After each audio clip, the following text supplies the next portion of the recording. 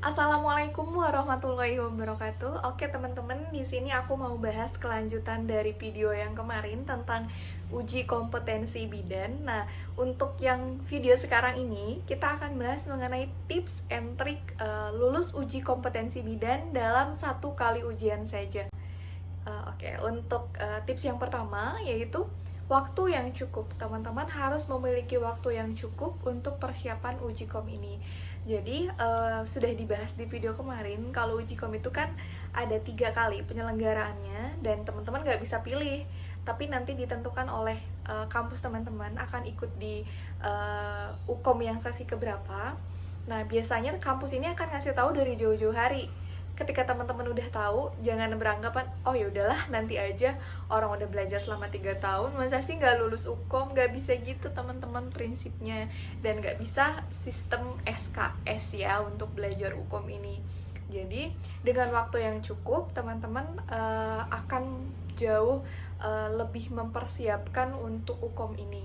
Manage waktunya, kemudian manfaatkan waktu sebaik mungkin. Oke, untuk tips yang kedua yaitu membuat ganchart kegiatan atau bisa disebut juga ya deadline lah ya. Nah, apa sih untuk ganchart kegiatan ini? Misalkan teman-teman tahu itu dari H-3 bulan UKOM.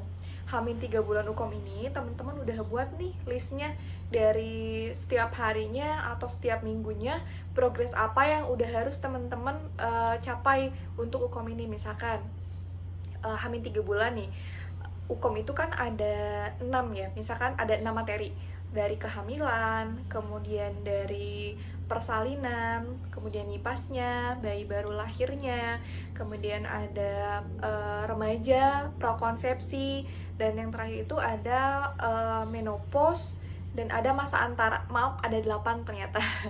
Nah, jadi dari ke-8 materi ini, teman-teman tuh udah punya jadwal satu hari itu satu submateri. Hari Senin materi kehamilan, begitupun hari Selasa, Rabu, Kamis, dan selanjutnya. Kemudian setiap harinya itu di hari kehamilan, selain baca materi, teman-teman itu udah belajar buat ngerjain soal. Nah, dari ngerjain soal ini, satu hari fokus kehamilan, hari berikutnya fokus ke persalinan, dan nanti di hari terakhir atau di hari ke-8, teman-teman ini udah mempelajari semua submateri, teman-teman mengerjakan tryout. Tryout itu kan kumpulan dari awal sampai akhir. Jadi di ganchart kegiatan teman-teman itu terus berlangsung seperti itu selama kurang lebih 3 bulan untuk persiapan. Kalau misalkan mempunyai waktu persiapannya sekitar 3 bulan ya.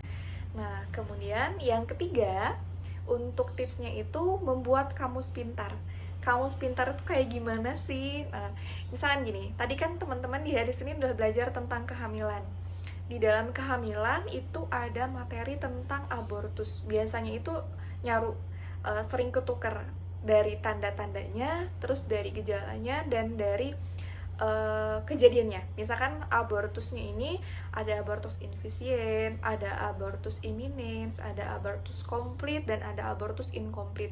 Nah, ini kan hampir sama ya. Kalau kita nggak tahu, nggak bisa membedakan, nanti akan kesulitan ketika bertemu dengan soal.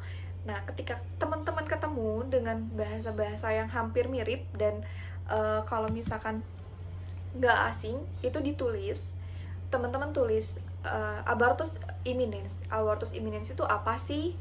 Gejalanya seperti apa? Terus tandanya seperti apa? Nah, itu harus ditulis secara detail oleh teman-teman di kampus pintar itu. Nah, kemudian yang biasa banyak keluar lagi itu seperti menopause, premenopause, kemudian ada senium.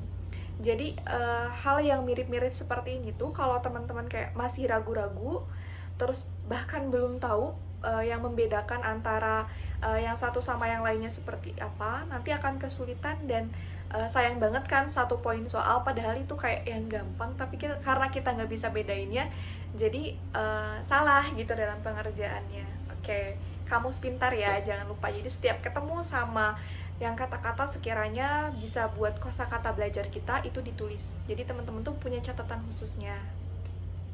Untuk tips yang keempat yaitu mengerjakan latihan soal sesering mungkin. Nah, untuk tips yang ini kalau misalkan tadi setiap hari ya teman-teman diganjar kegiatan kan pasti ya akan mengerjakan soal sesering mungkin dan nggak akan asing dengan soal-soal yang akan muncul nanti pada saat uji kompetensi ini. Untuk tips yang kelima yaitu melakukan tryout sesering mungkin. Jadi dari pengalaman aku itu jarang banget ikut tryout. Jadi fokusnya tuh kayak belajar, baca bukunya, terus ngerjain soal pun agak kurang. Dan pada saat aku ukom itu berasa banget 180 soal buat duduk itu kayak pegel, terus nggak fokus juga karena kayak nggak terbiasa ngerjain soal banyak dan duduk dalam waktu yang lama, dan kita tuh dituntut buat fokus. Sementara fokus manusia itu pada umumnya hanya bisa fokus, benar-benar fokus itu selama 2 jam. Ini kita mengerjakan 180 soal itu berarti 3 jam. Terus lagi dengan situasi yang berbeda gitu. Untuk 2 jam belajar aja kita udah jenuh, apalagi diforsir banget 3 jam untuk ngerjain soal. Kalau teman-teman jarang ngerjain soal, pasti pada saat ukom itu akan kesulitan gitu karena nggak terbiasa. Nah, dengan mengerjakan tryout ini insya Allah akan sangat membantu sekali teman-teman. Jadi ketika bertemu dengan uji kom, mengerjakan 180 soal itu udah jadi hal yang biasa buat teman-teman. Nah, dan untuk tryoutnya ini kalau bisa benar-benar ikut yang 180 soal. Kadang ada tryout mini yang hanya 50 soal, berarti dalam 50 menit. Oke, jadi ibaratnya kayak tadi, 1 minggu sekali kita ngelakuin tryout, dan per hari kita mengerjakan soal yang per sub mata kuliah, misalkan seperti itu. Kemudian yang keenam tipsnya yaitu teman-teman harus mampu menganalisis soal. Nah, ini sebenarnya kemampuan yang mendasar yang harus dimiliki oleh teman-teman dalam analisis soal. Misalkan analisis soal ini kalau untuk ukom ini soalnya kan soal pinyet itu jadi kayak soal cerita, tapi teman-teman di akhir itu harus dapat menyimpulkan sesuai yang diminta. Misalkan apa diagnosis, terus tindakan apa yang harus dilakukan, terus lagi apa selanjutnya yang paling tepat yang bidan lakukan dalam kasus tersebut.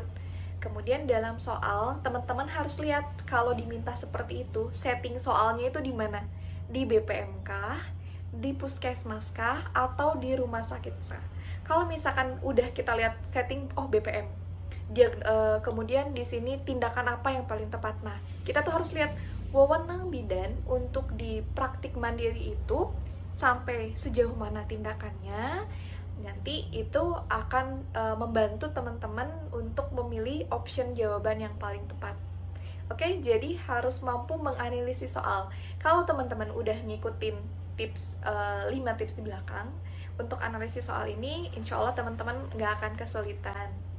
Kemudian untuk tips yang ketujuh, jangan terpaku dengan soal yang sulit.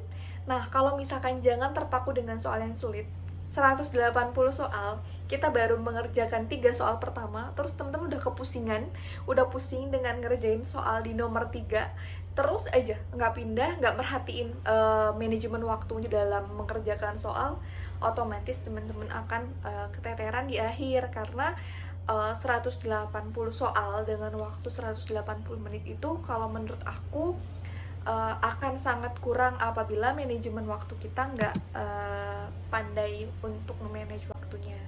Kemudian di sini tips dari aku itu belajar yang cerdas, jangan belajar yang keras. Jadi misalkan belajar keras itu teman-teman karena sistem yang SKS misalkan, belajar itu dari tingkat 1 sampai tingkat 3, tapi tanpa memperhatikan tips-tips yang tadi udah aku sampaikan di belakang. Kalau misalkan teman-teman belajar dengan cerdas, otomatis pada saat ujian dan akan menghadapi ujian itu teman-teman udah nggak akan kesulitan lagi. Oke, untuk tips yang terakhir dari aku yaitu jangan lupa berdoa. Kenapa? Karena setelah kita berusaha semaksimal mungkin berikhtiar belajar, kalau tanpa diiringi dengan doa, maka kita untuk mendapatkan hasil yang optimal itu agak kurang kalau tidak diiringi dengan doa. Jadi jangan lupa berdoa ya teman-teman. Usahakan antara doa dan usaha ini kita harus balance.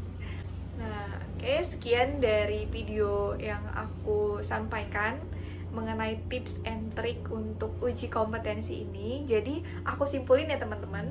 Oke, sekian tips and trick dari aku untuk uji kompetensi. Semoga semua pejuang UKOM diberikan hasil yang terbaik dan diberikan kelulusan dengan predikat berkompeten semuanya. Amin ya Allah ya Rabbal Alamin. Oke, kalau sekiranya video yang aku sampaikan ini isinya bermanfaat untuk teman-teman, jangan lupa di subscribe. Kemudian apabila dianggap bermanfaat apa yang aku sampaikan ini, ilmunya tidak hanya berhenti di teman-teman yang menonton, tapi jangan lupa share. Oke teman-teman, sekian untuk video kali ini. Apabila dianggap bermanfaat dengan apa yang aku sampaikan, jangan lupa untuk subscribe dan share video ini. Kemudian di next video aku bakal bahas tentang kesalahan-kesalahan yang sering dilakukan dalam uji kompetensi ini. Oke, sekian untuk video kali ini. Aku mohon maaf apabila dalam penyampaian ada kesalahan. Mohon koreksinya. Jika ada kesalahan, tulis di kolom komentar. Dan apabila teman-teman memiliki trik, boleh tulis di komentar juga, supaya kita saling share satu sama lain. Oke, terima kasih. See you di next video. Terima kasih. Assalamualaikum warahmatullahi wabarakatuh.